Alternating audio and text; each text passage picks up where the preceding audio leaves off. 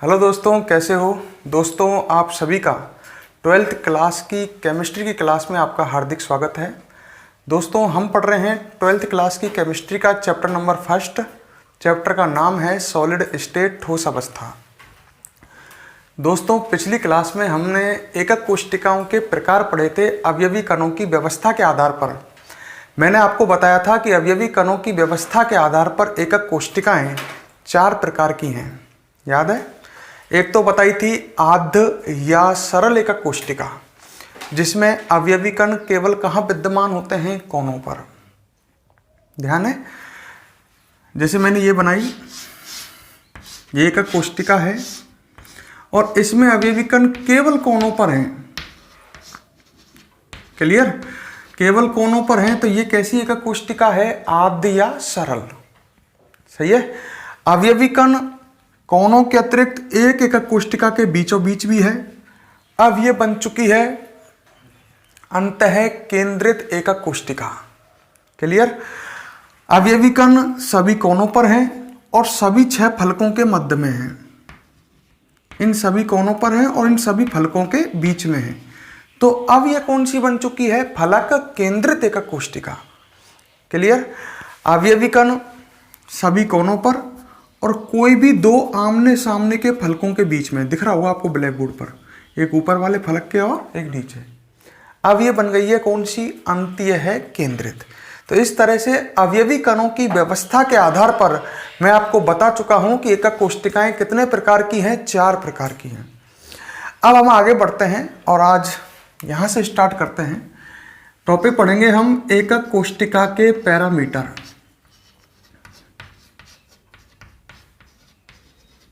एकक कोशिका के पैरामीटर क्या होते हैं, समझने की कोशिश करते हैं। देखो, पैरामीटर का मतलब क्या है। एकक कोशिका तो आप जानते हो, क्रिस्टल जालक का छोटा भाग। बात है सब, पैरामीटर क्या होते हैं। पैरामीटर जो होते हैं दोस्तों, पैरामीटर का अगर हिंदी अर्थ निकालें तो ये है, इसका मतलब राशियां। एक तरह से पैरामीटर मतलब राशियां, मेन राशि, और बढ़िया कहूं मुख्य राशि। मुख्य राशि को बोलते हैं पैरामीटर। जैसे मैं ऐसा नहीं आएगा आप समझ में, उदाहरण से देता हूं। जैसे मैंने एक वृत्त बनाया, तो वृत्त की मुख्य राशि कौन सी है, वृत्त की मुख्य राशि है उसकी त्रिज्या। त्रिज्या से ही हम इसकी परिधि निकाल सकते हैं। सही है का। त्रिज्या से ही हम इसका क्षेत्रफल निकाल सकते हैं। त्रिज्या चाहिए ना, त्रिज्या के बिना ना तो इसका परिधि निकल सकती है, ना इसका क्षेत्रफल निकल सकता है। मेरी बात समझो। तो वृत्त में मेन राशि कौन है, त्रिज्या है। सही है। तो इस तरह से कह सकता हूं कि वृत्त का पैरामीटर कौन है, तो वृत्त का पैरामीटर हुआ उसकी त्रिज्या। तो ऐसे ही हम एकक कोशिका का पैरामीटर, एकक कोशिका के पैरामीटर पढ़ने जा रहे हैं। मतलब एकक कोशिका में मेन राशियां, मुख्य राशि कौन सी हैं, वे पढ़ने जा रहे हैं। समझ रहे हो। जैसे वृत्त की मेन राशि कौन होती है, त्रिज्या होती है। त्रिज्या के बिना हम वृत्त में ना तो परिधि निकाल सकते हैं, ना क्षेत्रफल निकाल सकते हैं। सही है। ऐसे एकक कोशिका के पैरामीटर मतलब एकक कोशिका की मुख्य राशियां कौन सी हैं, ये हम देखने जा रहे हैं। जो एकक कोशिका है दोस्तों, इसके पूरी वीडियो अंत तक देखें। अगर वीडियो पसंद आए तो इसको लाइक और कमेंट आप जरूर करें। एकक कोशिका के पैरामीटर, एकक कोशिका के 6 पैरामीटर हैं। मतलब एकक कोशिका में मुख्य राशि एक तरह से कितनी है, 6 हैं।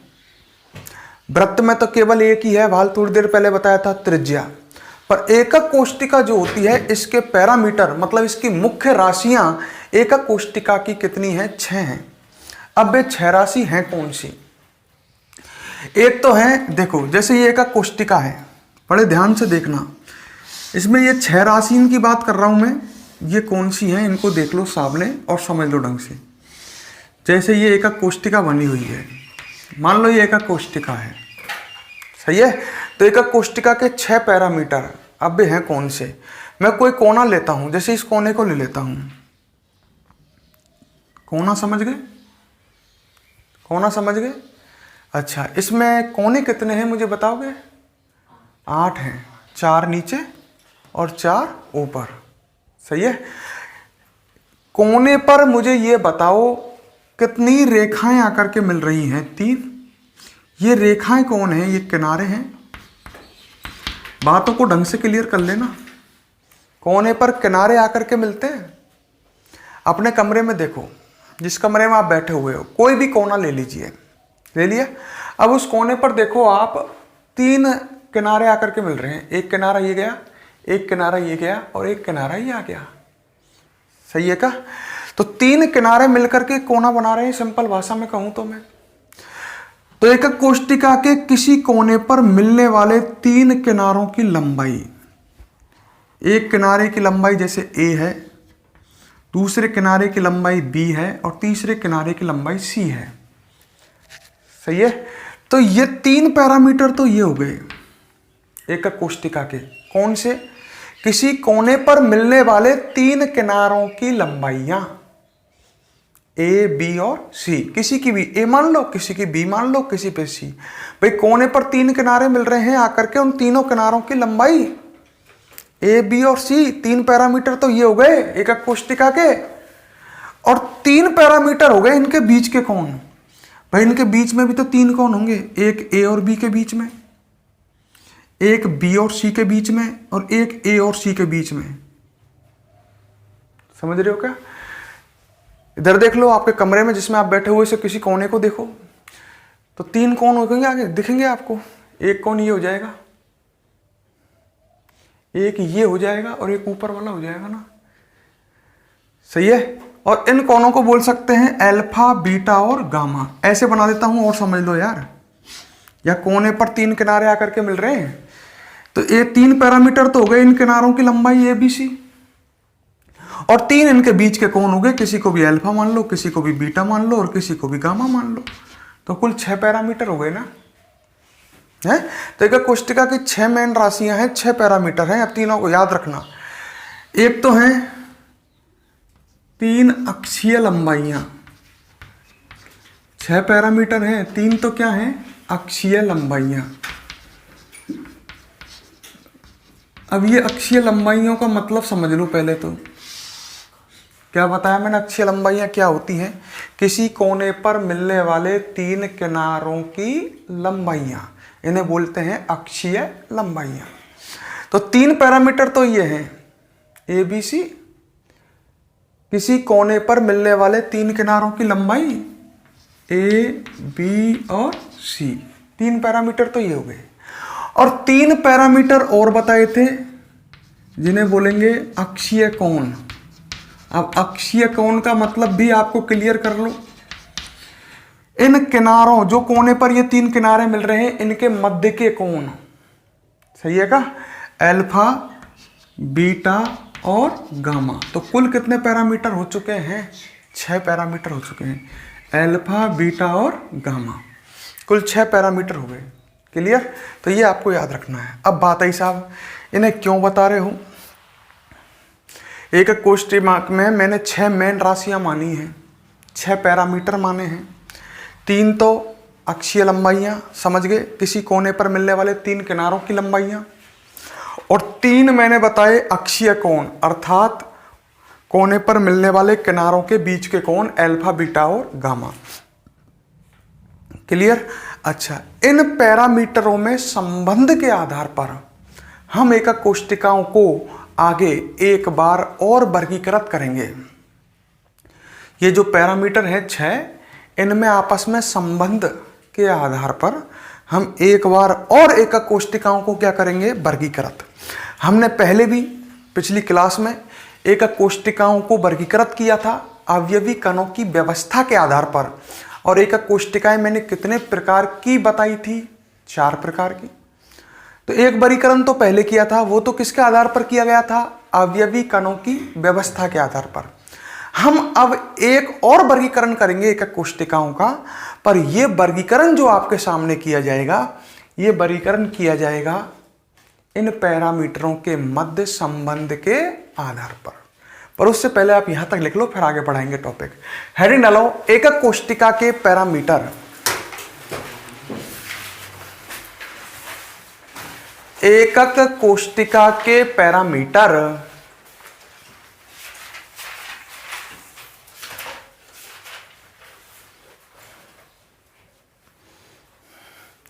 एकक कोष्टिका के पैरामीटर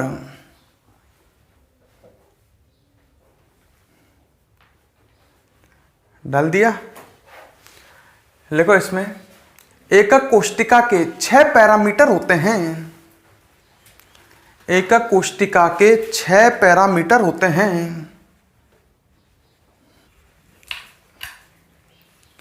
6 पैरामीटर होते हैं।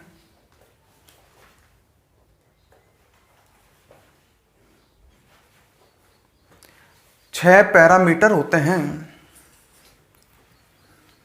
लिख लिया। नंबर 1, जैसे मैं बोलूं वैसे वैसे लिखना। नंबर 1, 3 अक्षीय लंबाइयां। 3 अक्षीय लंबाइयां डैश करके लिखो अब इसके आगे। 3 अक्षीय लंबाइयां डैश करके लिखो। किसी कोने पर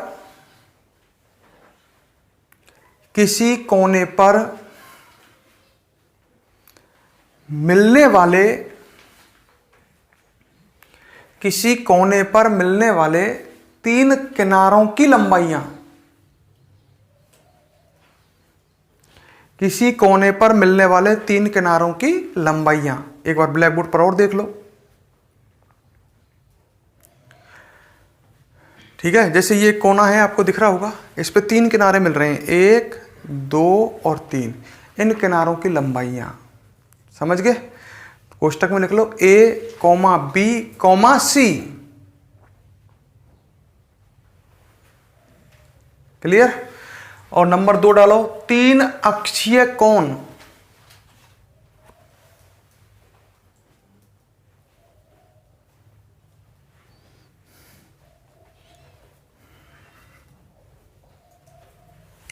देखो इधर सुनो को फिर लिखना। अक्षीय कोण का मतलब क्या है? जैसे ये कोना है, इस पर ये 3 किनारे मिल रहे हैं। 3 किनारे मिल रहे हैं ना कोने पर, 1, 2 और 3।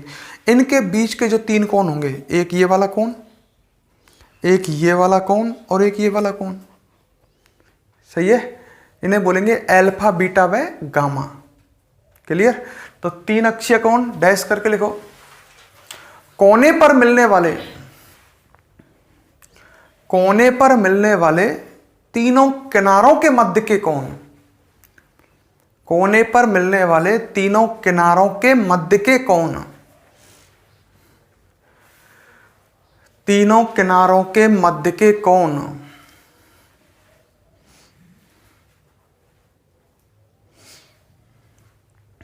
तीनों किनारों के मध्य के कोण कोष्टक में लिख लो अल्फा, बीटा व गामा।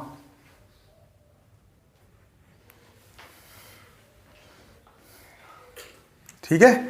अच्छा, अब इन पैरामीटर जो ये आपको 6 पैरामीटर दिख रहे हैं 6 पैरामीटर। इन पैरामीटरों में संबंध के आधार पर, आपस में रिलेशन के आधार पर हम एकक कोष्टिकाओं को फिर से पुनः क्या करेंगे? वर्गीकृत। ठीक है। तो अपना नेक्स्ट टॉपिक आएगा, मेरे शब्दों को सुनते चलो। हमारा नेक्स्ट टॉपिक आएगा पैरामीटरों में, ये पैरामीटर दिख रहे होंगे, संबंध के आधार पर एकक कोष्टिकाओं के प्रकार। पहले पढ़ा था हमने अवयवी कणों की व्यवस्था के आधार पर एकक कोष्टिकाओं के प्रकार। एकक कोष्टिकाएं 4 तरह की बताई थी, आद्य, अंतः केंद्रित, फलक केंद्रित और अंतीय केंद्रित। वो तो अवयवी कणों की व्यवस्था के आधार पर। क्लियर। तो नेक्स्ट हेडिंग डालो, पैरामीटरों में संबंध के आधार पर, पैरामीटरों में संबंध के आधार पर एकक कोष्टिकाओं के प्रकार। पैरामीटरों में संबंध के आधार पर एकक कोष्टिकाओं के प्रकार। पैरामीटरों में संबंध के आधार पर एकक कोष्टिकाओं के प्रकार।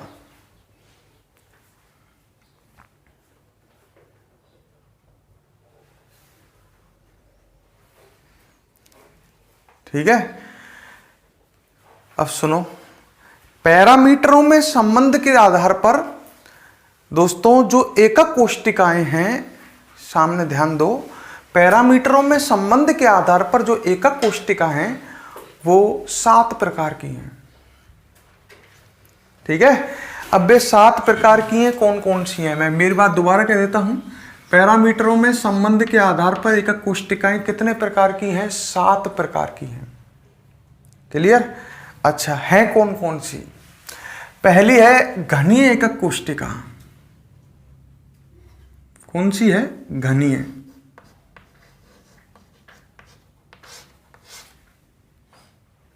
ठीक है, पैरामीटरों में संबंध के आधार पर एकक कोष्टिकाएं कितने प्रकार की बताई? 7। पहली कौन सी है? घनीय एकक कोष्टिका। जो घनीय एकक कोष्टिका होगी वो कैसी होगी? अब इसको सुनो। घनीय एकक कोष्टिका जो होगी वो इस तरह के, मैं एक डायग्राम बना रहा हूं, मैंने ये बनाया।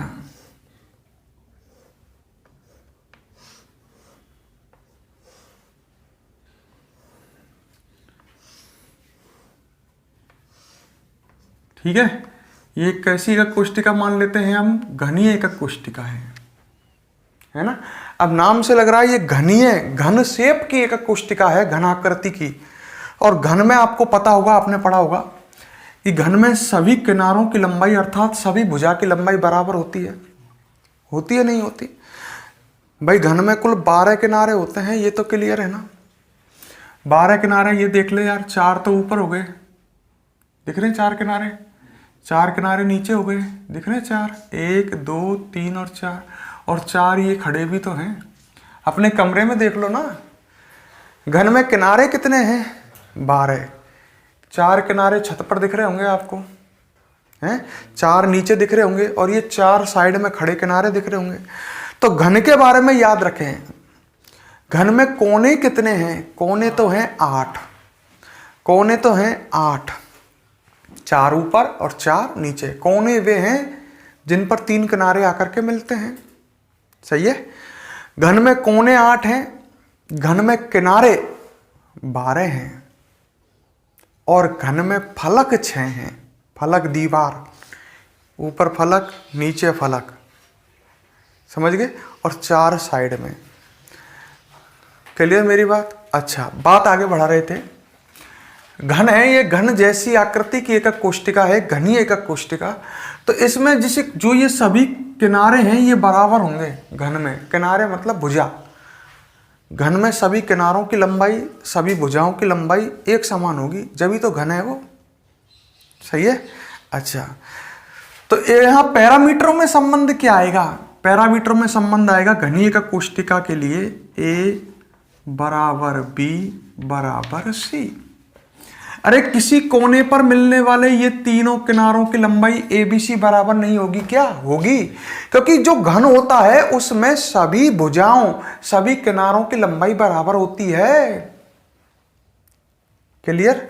तो ABC बराबर होंगे, पैरामीटरों में संबंध दिख रहा है आपको, A बराबर B बराबर C, A equal to B, B equal to C। अच्छा, कोण की बात करते हैं। अक्षीय कोण हो रहे हैं ना अपने पास, अल्फा बीटा गामा। अब एक बार बताओ, इस कोने पर मिलने वाले 3 किनारों के बीच के कोण भी तो 90 के आएंगे। घन है ना, घन है। जैसे मैं इसको लेता हूं, इस कोने पर मिलने वाले इन 3 किनारों के बीच के कोण 90 डिग्री के तो आएंगे। कमरा देख लो अपने, 90 डिग्री के ही तो आएंगे कोने पर मिलने वाले।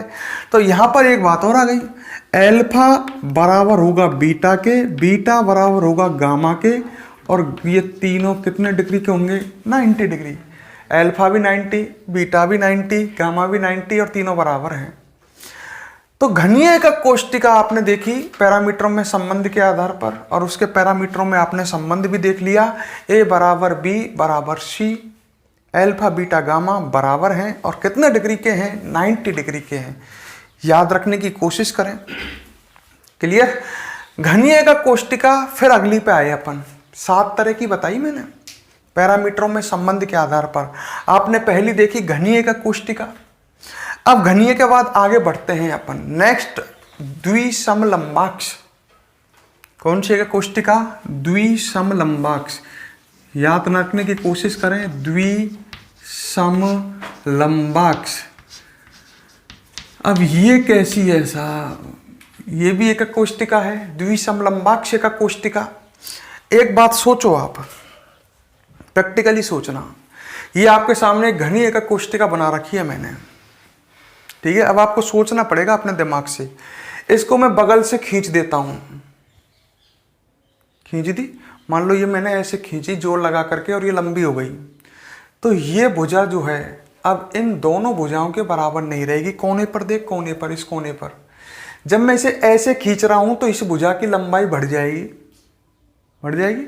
दो तो अब भी बराबर रहेंगी, पर तीसरी भुजा ये चेंज हो जाएगी, ये वाली, और एक नई एकक कोष्टिका बन जाएगी। कौन सी? द्विसमलंबाक्ष। नाम ते लगा लो ना यार, द्विसमलंबाक्ष, दो लंबाइयां समान, या मैं तो तीनों लंबाइयां समान है, अक्षीय लंबाइयां, और द्विसमलंबाक्ष में दो लंबाइयां ही क्या होंगी? समान।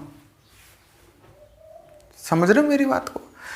तो ऐसी बन जाएगी, मतलब मुंह समझ के देख, मैंने इधर से पकड़ के खींच दी, जोर यही भुजा पे तो आएगा, या की लंबाई बड़ी हो जाएगी, तो कोने पर मिलने वाले तीन किनारों में से एक किनारे की लंबाई चेंज हो जाएगी, दोनों की बराबर रहेगी अब भी। मतलब इस तरह की स्थिति बन जाएगी, ए बराबर बी पर नॉट इक्वल टू सी। एक लंबाई क्या हो जाएगी? बराबर। तीन अक्षीय लंबाइयों में से दो तो अब भी बराबर रहेंगी, पर तीसरी चेंज हो गई है। सही है का? कोनों पर तो कोई जोर आई ना रहो, कौन तो अब भी 90 के, तब भी 90 के, भाई कौन तो अब भी वही 90 के रहेंगे।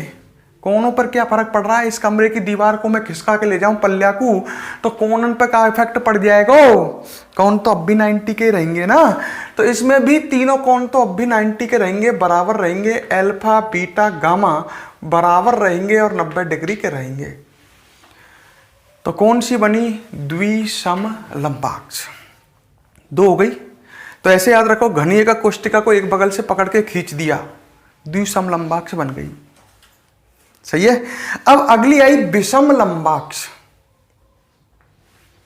लड़का नाम से ही अर्थ निकाल सकता है, इंटेलिजेंट लड़का। तो विषमलंबाक्ष मतलब सभी लंबाइयां अलग अलग। घनीय में ABC बराबर है, द्विसमलंबाक्ष दो लंबाइयां बराबर हैं, ये लंबाइयां हैं। अब विषमलंबाक्ष में तीनों अलग अलग। लड़का कह रहा तीनों कैसे? मैं इनकी जैसे मान ले बगल में खींच के द्विसमलंबाक्ष बना दी, या ऊपर से भी खींच के देख, और ये तीनों भुजाएं ने अलग अलग कर दे लंबाई की। ई खींची, फिर ऊपर की भी खींची घनीय में है, और कोने पर मिलने वाले तीनों किनारों की लंबाई का कर दी मैंने अलग अलग। तब ये कौन सी बन जाएगी? विषमलंबाक्ष। मतलब A not equal to B not equal to C, और कोणन पे तो कोई जोड़ा ही ना रहो, अल्फा बीटा गामा बराबर 90 डिग्री। सही है। जैसे मेरे हाथ में देखो, ये हालांकि पूरी तरह सही आकृति नहीं है, पर इसमें देखो, या कोने पर मिलने वाले तीनों किनारों की लंबाई बराबर नहीं है, ये अलग है, ये आपको दिख रहा होगा, ये अलग है, और ये तो और भी बड़ा है। तो ये एक तरह से ये विषमलंबाक्ष वाली आकृति की तरह ही तो है। समझ गए मेरी बात को? तो अपने कमरे भी आप देखते हो, कभी तो अपन घनीय शेप में बना देते हैं, कभी कभी की लंबाई चौड़ाई में अंतर रहता है, आप देखते होंगे ना। तो कमरा कभी तो अपन घनीय शेप में भी बना लेते हैं, कभी द्विसमलंबाक्ष, कभी विषमलंबाक्ष। सही है। और नॉर्मली जो कमरे होते हैं अपने, वो विषमलंबाक्ष की तरह ही होते हैं। आप अपने कमरे को देख लो, उसमें कोने पर मिलने वाले क्या तीनों किनारे बराबर दिख रहे हैं आपको? है बराबर से हैं, या कोने पर मिलने वाले तीन किनारे देख, ये और ये, इसकी लंबाई मुझे तो ज्यादा दिख रही है। आप अपने कमरे को देखो, अधिकांश कमरे जो होते हैं वो विषमलंबाक्ष ही होते हैं, हो सकता है द्विसमलंबाक्ष भी हों। सही है। पर मेन बात ये आई, जो बात समझो कि विषमलंबाक्ष जो होती है एकक कोष्टिका, इसमें कोने पर मिलने वाले तीनों किनारों की लंबाई क्या होती है? अलग अलग। अच्छा, ये तीन अपन के क्लियर हो गई। इसके बाद हम नेक्स्ट पर बढ़े। नेक्स्ट है एकंताक्ष। एकंताक्ष, एकंताक्ष जो एकक कोष्टिका है, इसके बारे में सुनो। देखो एक बात याद रखो, पीछे ताक्ष आ जाए ना तो समझ लेना कौन चेंज हो गया है। याद रखने की ट्रिक है और कुछ नहीं है। एकन ताक्ष, अब तक इनमें ताक्ष नहीं है कहीं भी, सही है। ताक्ष लग जाए ना तो समझो क्या बदल गया, कौन। अब पूरे को पढ़ो, एकन ताक्ष मतलब इसमें एक कौन चेंज है। कितना कौन चेंज है, एक कौन। अच्छा, सीरियलिटी से याद रखें, घनीय का कोष्टिका को बगल में से खींचा, द्विसमलंबाक्ष बन गई। फिर द्विसमलंबाक्ष को ऊपर से भी खींच दिया, सभी भुजाएं अलग अलग कर दी, कोने पर मिलने वाली विषमलंबाक्ष बन गई। विषमलंबाक्ष से एक अंताक्ष बनाई है, सीरियलिटी चल रही है। मतलब विषमलंबाक्ष से क्या बनाई है, एक अंताक्ष। मतलब a not equal to b not equal to c है, विषमलंबाक्ष से बनाई है, सही है। और उसमें एक कोण क्या कर दिया है, चेंज। चेंज का मतलब समझ रहे हो, अब कोण कितने डिग्री का नहीं है, एक कोण 90 का। मेरा कहने का मतलब देखो, जैसे इस तरह का है, सही है, और ये कोई कोना है, ब्लैक बोर्ड पर लगाओ। पहले ये कोना, फिर मिलने वाले तीनों कोण 90 के थे, आपको अब भी दिख रहे होंगे, हैं सभी कोण दिख रहे हैं 90 के हैं। पर अब मान लो मैं इस भुजा को इस तरह से झुका दूं तो एक कोण ही तो चेंज होगा, दो तो अब भी 90 के हैं। देखो, दो अब भी 90 के हैं, ये अब भी 90 का है, दिखने की कोशिश करो, ये तो अब भी 90 का है और ये भी 90 का है, केवल ये तो चेंज हुआ है। मतलब मैंने क्या कर दिया है, कोने पर मिलने वाले तीन किनारों में से एक किनारा क्या कर दिया है, चेंज। एक कोण, कोने पर मिलने वाले तीनों कोण जो थे वो 90 के थे पहले, एक कोण चेंज कर दिया है। समझने की कोशिश करो, कितना कोण चेंज कर दिया है, एक।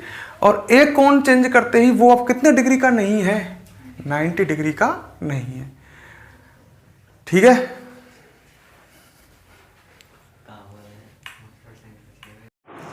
हाँ, एकंताक्ष जो एकक कोष्टिका है वो बनाई विषमलंबाक्ष से गई है, विषमलंबाक्ष से बनाई है, इसका मतलब समझ गए। मतलब इसमें भी, एकंताक्ष में भी कोने पर मिलने वाले तीनों किनारों की लंबाई क्या नहीं है, बराबर नहीं है, तो बनाई तो इससे ही है। पर इसमें मैं अभी समझा रहा था क्या चेंज कर दिया है एकंताक्ष में, नाम से ही, एक कोण। इसमें सभी 90 के थे, पर इसमें एक कोण 90 का नहीं है, दो अब भी 90 के हैं। जैसे मैं आपको समझाता हूँ, मान लो जैसे मैं आपके सामने तीन, देखो इधर सामने, जैसे मान लो, ढंग से देखो, ये कोई कोना है और ये कोने पर मिलने वाले तीन किनारे आपको दिख रहे हैं, दिख रहे हैं, ये तीनों कितने डिग्री के कोण पर हैं इस समय, 90, सही है। पर एक कोण चेंज कर दिया है, दो तो अब भी 90 के हैं, एक कोण चेंज कर दिया है। देखो अब भी ये नीचे वाला 90 का दिख रहा होगा आपको, सही है, और ये भी है तो 90 का ही, केवल ये वाला चेंज कर दिया है, एक कोण मात्र। समझ गए क्या? तो अपने सामने बन जाएगी कौन सी, एकंताक्ष। ध्यान रखना विषमलंबाक्ष से बनाई है, तो a not equal to b, b not equal to c, मतलब ये तीनों बराबर नहीं है। अब इसमें एक कोण चेंज कर दिया है तो अपन ऐसे लिख सकते हैं, अल्फा बीटा ये तो 90 डिग्री। समझ गए क्या? दो तो अब भी 90 के हैं, और gamma not equal to 90 degree. सही लिखा है क्या? तो इस तरह से लिख सकते हैं। तो अब तक, अब यहां तक क्लियर करो, फिर आगे बढ़ता हूं मैं। 7 तरह की एकक कोष्टिका है, एकक कोष्टिका है पैरामीटरों में संबंध के आधार पर। सबसे पहली है कौन सी, घनी एकक कोष्टिका, दिख रही है आपको। घनी एकक कोष्टिका में a equal to b, b equal to c, alpha equal to beta, beta equal to gamma equal to 90 degree. मतलब ए बी सी बराबर हैं, एल्फा बीटा गामा भी बराबर हैं और 90 डिग्री के हैं। अगली है द्विसमलंबाक्ष, नाम से लग गया, दो लंबाइयां समान। तो a equal to b not equal to c, दो लंबाइयां समान, और तीनों कोण यहाँ में भी 90 के, यहाँ में तो कोई शक है ही नहीं। तीसरी विषमलंबाक्ष, नाम से याद रह गया, विषमलंबाक्ष, लंबाइयां तीनों अलग अलग, a not equal to b, b not equal to c, तीनों कोण अब भी 90 के। विषमलंबाक्ष से बनी एकंताक्ष, मतलब a not equal to b, b not equal to c, एक अंताक्ष में क्या चेंज है, एक कोण, सही है। तो दो कोण अब भी 90 के हैं और तीसरा कोण 90 का नहीं है। याद करने की कोशिश कर रहे हो, ठीक है। इसके बाद आगे बढ़ते हैं, क्लियर। अगली है त्रिसमन्ताक्ष। त्रिसमन्ताक्ष, अच्छा पीछे ताक्ष लग गया तो कोण चेंज है इसमें, सही है। पीछे ताक्ष लग गया, क्या चेंज है, कोण चेंज है। अच्छा नाम से पढ़ो, तीन कोण चेंज है। वहाँ एक लग रहा था, आगे एक कोण चेंज था एक अंताक्ष में। तीन कोण चेंज है। समान है, मतलब तीनों कोण चेंज तो हैं पर बराबर हैं, मतलब तीनों 90 के तो ना है, तीनों अब भी बराबर हैं। बराबर मतलब जैसे तीनों 60-60 के हों। तीनों कोण ताक्ष, त्रिताक्ष, तीनों कोण बदल गए पर त्रिसमन्ताक्ष, मतलब तीनों कोण अब भी क्या है, समान है। क्या मतलब निकालो नाम से जो याद रहे, सही है। बनी है इससे घनीय से, जैसे ये घनीय का कोष्टिका है, दिख रही है आपको। इसमें ये तीनों कोण जो हैं, कोने पर मिलने वाले तीनों जो कोण है अल्फा बीटा गामा, तीनों 60-60 के कर दिए मान ले। समझ रहे मेरी बात। किसी कोने पर मिलने वाले तीनों कोण कैसे कर दिए, बराबर। जैसे ये देखो सामने, इस समय तो तीनों कोण 90 के हैं, ये भी 60 का कर दिया, ये भी 60 का कर दिया, तीनों 60-60 के कर दिए। समझ रहे का, हैं तो अब भी तीनों पर बराबर है, पर कितनों कितने कर दिए, 60-60 के। मतलब तीनों ही कोण चेंज किए हैं पर बराबर रखे हैं। और बनी कौन ते है ही, घनीय से, ये भी याद रखें। घनीय से ऐसे याद रखने से क्या फायदा है, ये लंबाइयों में जो अक्षीय लंबाइयों में संबंध है वो याद रह जाएगा। तो त्रिसमन्ताक्ष के लिए ये लिखना है A बराबर B बराबर C। क्लियर, ये याद ही रखने पड़ेंगे। मैं कोशिश कर रहा हूँ आपको याद हो, जैसे मैं बता रहा हूँ उस तरह से याद रखोगे तो ये आपको याद रह जाएंगे। A बराबर B बराबर C, अल्फा बराबर बीटा बराबर गामा। अब भी बराबर है तीनों, पर कितने के नहीं हैं, 90 के नहीं है, नॉट इक्वल टू 90 डिग्री। तीनों चेंज हुए हैं, पर तीनों चेंज हुए हैं मतलब तीनों 90 के नहीं हैं। तीनों बराबर हैं, तीनों 60-60 के हो सकते हैं, 70-70 के। मेरी बात समझो। तो त्रिसमन्ताक्ष नाम से याद रख लो, तीनों ताक्ष कोण चेंज, त्रि मतलब तीनों कोण चेंज, सम मतलब तीनों बराबर हैं, बने घनीयते हैं, सही है। ई सबसे हार्ड पड़े याद करने में। त्रिनताक्ष के बाद नेक्स्ट पे आए अपन, नेक्स्ट है त्रिनताक्ष। क्रम भी यही याद रखो जो मैं आपको बता रहा हूँ, क्रम भी यही याद रखो जो मैं आपको बता रहा हूँ। अगली कौन सी है, त्रिनताक्ष। नाम से लग गया ताक्ष, कोण चेंज। अरे यार इतना मूड मत मारो, ऐसे याद रखो। त्रिनताक्ष जो है सबसे बिगड़ी हुई एकक कोष्टिका है। सबसे बिगड़ी हुई का मेरा मतलब समझो, एक भी पैरामीटर आपस में बराबर नहीं है, इसमें नहीं आई समझ में। त्रिनताक्ष याद रखो हमेशा, डायरेक्ट याद रखो। सबसे बिगड़ी एकक कोष्टिका कौन सी, त्रिनताक्ष। मतलब A not equal to B, B not equal to C, मतलब कोने पर मिलने वाले तीन किनारे बराबर नहीं है, सही है। Alpha not equal to beta, alpha और बीटा कोण बराबर नहीं है। नॉट इक्वल टू गामा, तीनों कोण भी बराबर नहीं है, और तीनों कोण 90 के भी नहीं है। देख मैंने यही तो कहा, सबसे बिगड़ी एकक कोष्टिका, एक भी पैरामीटर आपस में बराबर नहीं है। A not equal to B, B not equal to C, तीनों भुजाएं बराबर नहीं है, कोने पर मिलने वाले तीनों किनारों की लंबाई बराबर नहीं है, अल्फा बीटा गामा बराबर नहीं है, और तीनों 90 डिग्री के भी नहीं है, बराबर भी नहीं है। ऐसे एक 30 का, एक 40 का और एक 50 का, एक 30 का, एक 40 का और एक 50 का। सबसे बिगड़ी डायरेक्ट याद रखें कौन सी हो गई, त्रिनताक्ष। अब कितनी हो गई टोटल, 5 है, ज़्यादा है, गिन के देख ले, 6 हो गई। अब नंबर नेक्स्ट, नंबर 7 लास्ट, षटकोणीय एकक कोष्टिका। कौन सी एकक कोष्टिका, षटकोणीय। दोस्तों जो इस षटकोणीय एकक कोष्टिका है, ठीक है, या देखो नेक और या समझो। लास्ट एकक कोष्टिका है षटकोणीय एकक कोष्टिका। क्लियर? जो षटकोणीय एकक कोष्टिका है, ठीक है ना।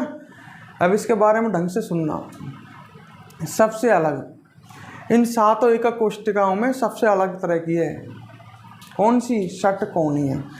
6 कोने इसमें ऊपर होंगे, 6 कोने नीचे होंगे, कुल 12 कोने होंगे। अब तक की ये जितनी भी एकक कोष्टिकाएं पड़ी हैं, ये 6, इनमें कोने थे 8, 4 ऊपर और 4 नीचे। 4 ऊपर 4 नीचे, कोने 8 ही थे। इसमें कोने कितने होंगे? 12। समझ रहे हो? इस तरह की होगी।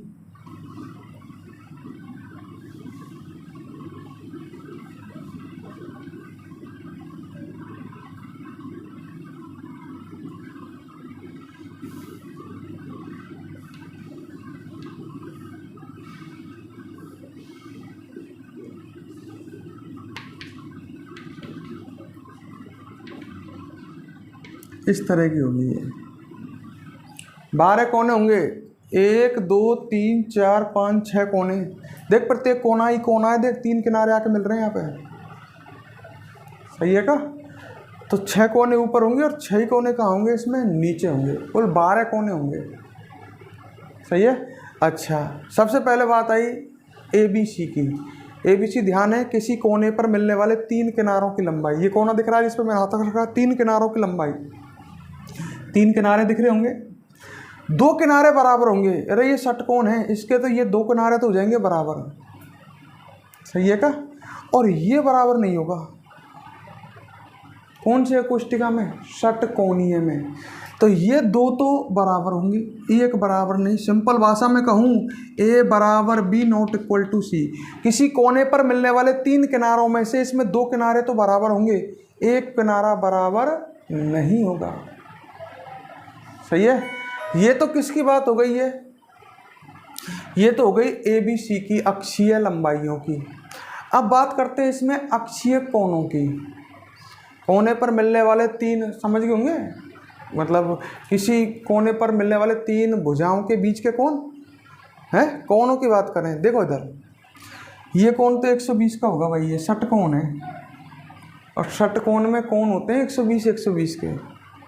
षटकोण ना आएगा ही एक, और ये 120 को कोण आएगा, ये 120 को आएगा, ये 120 को आएगा, सब कोण 120 का आएंगे। मतलब यहाँ में ये तो कन्फर्म है, कोने पर मिलने वाले 3 किनारों के बीच के कोणों में से एक कोण तो 120 डिग्री का होगा और 2 कितने के आएंगे? 90 के। इस तरह की आकृति है। जैसे मैं यहाँ ऊपर बात करूँ है ना, जैसे ये तो 120 का कोण है। सही है। और ये नीचे जा रहा है, ये समझ गए हो ना मेरी बात है? तो ये तो बाकी के दोनों तो 90 के हैं यार। एक ही तो 120 को है, ये तो 90 का ही है। देख बिल्कुल समकोणी तो है। अरे ये 90 के तो है, नीचे के दोनों कौन ना दिख रहे? ये वाले, ये और ये तो 90 के। देख ढंग से 90 का है, ये 90 के तो है, केवल एक ही तो 120 का है। मतलब इसमें 2 कोण तो अब भी 90 के होंगे, एक 120 का होगा। अल्फा बराबर बीटा बराबर 90 डिग्री, गामा बराबर 120 डिग्री, ऐसे लिख सकता हूं मैं। है 2 कोण 90 के, एक 120 का। लड़का एक बार कहता है यार, सब किताबों में कहीं में ऐसा लिखा होता है अल्फा बराबर गामा बराबर 90 डिग्री, बीटा बराबर 120 डिग्री। इससे कोई फर्क नहीं पड़ रहा, आपको केवल ये शो करना है कि 2 90 के हैं और एक 120। इसको ऐसे लिखे आते बोले अल्फा बराबर गामा बराबर 90 डिग्री, बीटा बराबर 120। ऐसे लिख देते बीटा बराबर गामा बराबर 90 डिग्री, गामा बराबर 120। बातें कोई फर्क ना पड़े, ठीक है ना? क्लियर है? सबसे अलग हटके है, 12 कोनों वाली है, षटकोणी का कोष्टिका। किसी कोने पर मिलने वाले, क्लियर हो गया मेरी बात? A बराबर B not equal to C। अक्षीय लंबाइयों में 2 बराबर हैं, एक बराबर नहीं है। 3 कोण जो हैं उनमें से एक 120 का है, 2 90 के हैं। क्लियर? अब ये आपको याद रखनी है, ठीक है? तो ये इनमें आपको मेहनत करनी है, हालांकि ये याद हो सकती है, ऐसी कोई कठिन काम नहीं। घनी है, आपको याद है ABC बराबर अल्फा बीटा गामा बराबर 90 डिग्री। सही है। द्विसमलंबाक्ष नाम से याद है, 2 लंबाइयाँ समान, याद है ना? 2 लंबाइयाँ समान, ए बराबर B not equal to c, तीनों कोण 90 डिग्री। विषम लंबाक्ष भी याद है, याद है, नाम से लग रहा है विषम लंबाक्ष, सभी लंबाइयां अलग अलग। ए बराबर b, a not equal to b, b not equal to c, तीनों बराबर नहीं है, तीनों कोण कितने के हैं 90। एकणताक्ष बताओ बनाई किससे थी, विषम लंबाक्ष से। जैसे कह रहा हूं वैसे याद रखो, मतलब एकणताक्ष में a not equal to b, b not equal to c, एक कौन चेंज एकणताक्ष। एल्फा बराबर बीटा बराबर 90 degree, gamma not equal to 90 degree. फिर कौन सी आई त्रिसमन्ताक्ष, किससे बनाई घनीय से, तो ए बी सी बराबर त्रिसमन्ताक्ष, तीनों कोण बराबर, एल्फा बराबर बीटा बराबर गामा, पर वो कितने के नहीं है नॉट इक्वल टू 90। त्रिनताक्ष सबसे बिगड़ी एकक कोष्टिका, a not equal to b, b not equal to c, alpha not equal to beta, beta not equal to gamma not equal to 90 degree.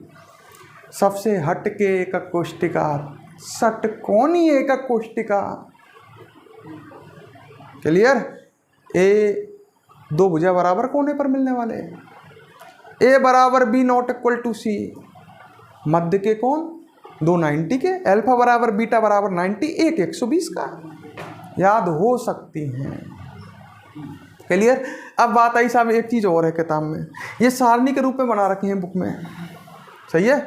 एक तरफ एकक कोष्टिकाओं के नाम, फिर अक्षीय लंबाइयों में संबंध, फिर अक्षीय कोणों में संबंध, मतलब खाने बना रखे हैं ना। एकक कोष्टिकाओं के नाम 7 लिख रही है, 7 तरह की है ना। फिर अगला कॉलम किसमें संबंध, अक्षीय लंबाइयों में, जो आपको ऊपर लिखे हुए दिख रहे होंगे। फिर अक्षीय कोणों में, सही है का, पर अपन ने एक साथ ही बना दिया, ये समझ में आ जाएगा आपको। अच्छा, अब इसमें उदाहरण और हैं बुक में, क्या है इसके उदाहरण, एग्जाम्पल, और वो आपको याद हो जाए तो ज़्यादा बेस्ट है। मैं लिखा दूंगा हालांकि, तो एक काम आप करो, एग्जाम्पल तो मैं लिखा दूंगा इनके। आप पहले यहाँ तक एग्जाम्पल का मतलब क्या है पहले तो ये सोच लो। पहले इनको साहब कैसे एग्जाम्पल, काई के एग्जाम्पल, किस तरह के एग्जाम्पल इसमें। देखो मेरी बात समझना, एकक कोष्टिकाएँ जो होती हैं किसका छोटा भाग है, क्रिस्टल जालक का। किसका छोटा भाग है, क्रिस्टल जालक मतलब क्रिस्टलीय ठोस, क्रिस्टल जालक मतलब क्रिस्टलीय ठोस। तो एकक कोष्टिकाएं एक तरह से क्रिस्टलीय ठोसों में मिलती हैं, है? अब कौन से क्रिस्टलीय ठोस में किस तरह की एकक कोष्टिकाएं मिलती हैं, मैं वो समझाना जा रहा हूँ। जैसे मैंने कहा NaCl, एग्जाम्पल यहाँ लिखा है इसका, NaCl मतलब जो नमक है, नमक उसमें घनी एकक कोष्टिकाएं। NaCl एक क्रिस्टलीय ठोस है, हाँ साहब। NaCl आपको पढ़ा है एक लवण है, आयनिक ठोस है, और आयनिक ठोस है मतलब क्रिस्टलीय ठोस है। क्रिस्टलीय ठोस ही तो 4 प्रकार के होते हैं, तो NaCl एक आयनिक ठोस है, क्रिस्टलीय ठोस है, तो उसके अंदर एकक कोष्टिकाएं नहीं होंगी क्या। एकक कोष्टिकाएं क्रिस्टलीय ठोस का ही तो छोटा भाग होती हैं। तो NaCl के अंदर घनी एकक कोष्टिकाएं, ये एग्जाम्पल आएंगे आपके सामने। समझ रहे मैं क्या कह रहा हूँ। NaCl, जिंक ब्लेंड, मैंने अलग से लिखाने की इच्छा में हूँ, समझ गए ना मेरी बात है। तो आप समझ गए होंगे यहाँ कैसे पेपर में कैसे क्वेश्चन आता है। वो कहेगा NaCl में पाई जाने वाली एकक कोष्टिका का नाम लिखिए, 1 नंबर का क्वेश्चन आया। अब लड़के को पता होना चाहिए, एग्जाम्पल याद होने चाहिए कि NaCl के अंदर कौन सी एकक कोष्टिका मिलती है, घनी है। तो ऐसा आएगा, पहले NaCl में पाई जाने वाली एकक कोष्टिका का नाम लिखिए, आप लिखोगे घनी है। फिर आएगा इस एकक कोष्टिका के पैरामीटरों में संबंध लिखिए, फिर आपको संबंध लिखना है, फिर आपको 1 नंबर मिल जाएगा। तो यहाँ से इनमें से इस तरह का क्वेश्चन बनता है, समझ रहे हो। कहीं से भी एग्जाम्पल से उठाता है वो, कि भाई वो एग्जाम्पल देगा, जैसे ग्रेफाइट में पाई जाने वाली, ग्रेफाइट में आगे आपको पता लगेगा, मैं एग्जाम्पल लिखाऊंगा जब इस तरह की कोष्टिकाएं मिलती हैं। ध्यान होगा, आपकी संरचना बनाई थी ग्रेफाइट की परती हैं, तो इसको मैं पूरा बना दूं तो एक परत बन जाएगी ना, तो ऊपर और नीचे देख एक सब भी तो बन जाएगी। या ऐसा बना दूं तो पूरा बन तो चला जाएगा, तू ढंग से देखने, या मैं षटकोणीय एकक कोष्टिकाएं तो होंगी ग्रेफाइट में। बात को बड़े दिमाग से ढंग से सोचो, ग्रेफाइट के अंदर इस तरह की एकक कोष्टिकाएं होती हैं, सही है। तो पेपर में आया था एक बार क्वेश्चन, मुझे ध्यान है NCERT बुक चलती थी उस समय, कि ग्रेफाइट में पाई जाने वाली एकक कोष्टिका का नाम लिखो। और फिर उसके पैरामीटरों में क्या पूछा था, संबंध। तो इस तरह से आपको इसलिए एग्जाम्पल याद होना जरूरी है, क्योंकि एग्जाम्पल से जब क्वेश्चन अगर वो डायरेक्ट पूछे षटकोणीय एवं कोष्टिका के पैरामीटरों में संबंध लिख देंगे, और वो एग्जाम्पल से क्वेश्चन बनाता है। क्लियर? तो हेडिंग डाली आपने, आप शायद पहुंच चुके हैं, हेडिंग डाल चुके हैं, पैरामीटरों में संबंध के आधार पर एकक कोष्टिकाओं के प्रकार। लिखो इसमें, पैरामीटरों में संबंध के आधार पर, पैरामीटरों में संबंध के आधार पर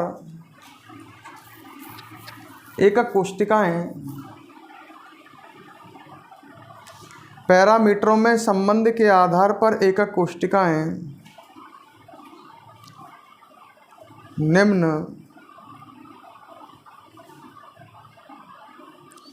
एकक कोष्टिकाएं निम्न 7 प्रकार की हैं। एकक कोष्टिकाएं निम्न 7 प्रकार की हैं।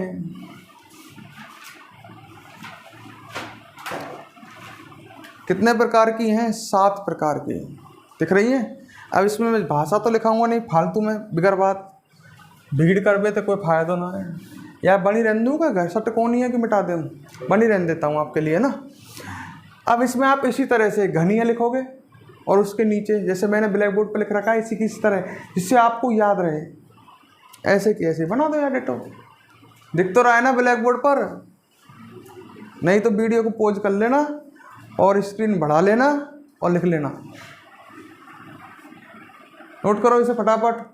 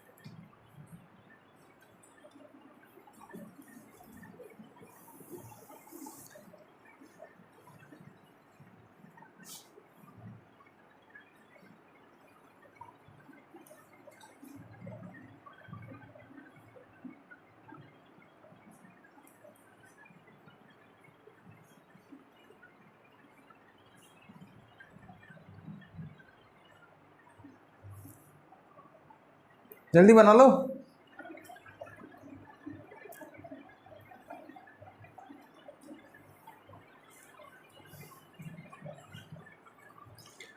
वीडियो पॉज करके बना लो।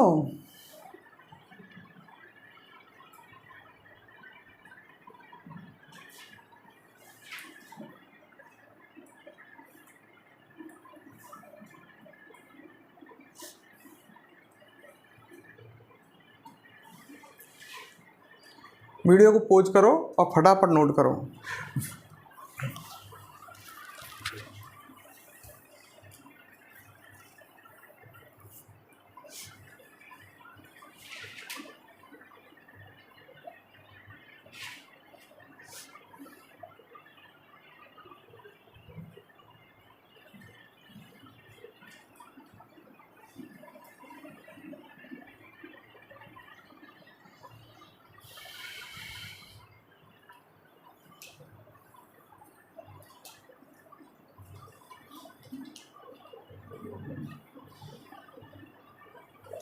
इनके एग्जाम्पल और बता देता हूँ ना। अब आगे देखो, ठीक है, इधर देखो, सामने देखो, सामने इनके एग्जाम्पल और बता देता हूँ। देखो इधर मैं यही लिख रहा हूँ, इसके एग्जाम्पल याद रखें। घनी एकक कोष्टिका के NaCl, ठीक है, जड़नेस किसको बोलते हैं? Zinc blende. इसका दूसरा नाम है, इसको सामान्य भाषा में क्या बोल देते हैं? Zinc blende. जिंक ब्लेंड किसका नाम है? जेडनेस का। फिर जिंक ब्लेंड नाम आ जाए और तू चक्कर खा जाए। जिंक सल्फाइड तो बोलते ही हैं, क्या नाम से जानते हैं? जिंक ब्लेंड और कॉपर। ये तीनों एग्जाम्पल इसमें याद रख लेना, ठीक है।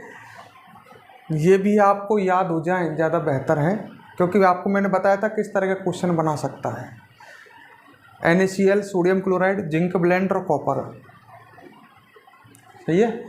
इसमें याद रख लेना टिन जानते होंगे, स्टेनम है, SnO2, TiO2, ये तीनों। टिन धातु है, धात्विक ठोस है, क्रिस्टलीय ठोस ही तो हो गए। और क्रिस्टलीय ठोस में देखा कोष्टिका मिले, ये धातुन के ऑक्साइड हैं, ये भी तो आयनिक ठोस हैं। धातुन के ऑक्साइड आयनिक ठोस होते हैं, याद करो। आयनिक ठोस है तो क्रिस्टलीय ठोस है, तो इनके अंदर द्विसमलंबाक्ष प्रकार की कोष्टिका मिलेंगी, सही है। विषमलंबाक्ष का एग्जाम्पल है, एक तो विषमलंबाक्ष सल्फर। कौन सी सल्फर? विषमलंबाक्ष नाम की एक सल्फर होती है वो। अब लड़का कहता है ये क्या आफत है? सल्फर जैसे अपन पढ़ते हैं कार्बन के अपर रूप हीरा, ग्रेफाइट, फुलरिन, पढ़ेगा, ऐसे ही सल्फर के भी अपर रूप होते हैं। विषमलंबाक्ष सल्फर, एकंताक्ष सल्फर, ये सल्फर के क्या हैं? अपर रूप। तो विषमलंबाक्ष प्रकार की जो सल्फर है उसमें इस तरह की एकक कोष्टिकाएं होती हैं, जब भी तो नाम विषमलंबाक्ष सल्फर रख रखा है को। हम एकक कोष्टिका कैसी होंगी? विषमलंबाक्ष प्रकार की। जैसे यार मैंने कहूँ कार्बन के प्रकार, आप कहोगे हीरा, ग्रेफाइट, तब मैं कहूँ सल्फर के प्रकार विषमलंबाक्ष, एकंताक्ष। विषमलंबाक्ष सल्फर के अंदर देखेगा तो विषमलंबाक्ष प्रकार की एकक कोष्टिका मिल जाएंगी। एकंताक्ष सल्फर के अंदर एकंताक्ष प्रकार की, सही है। और इसके एग्जाम्पल KNO3,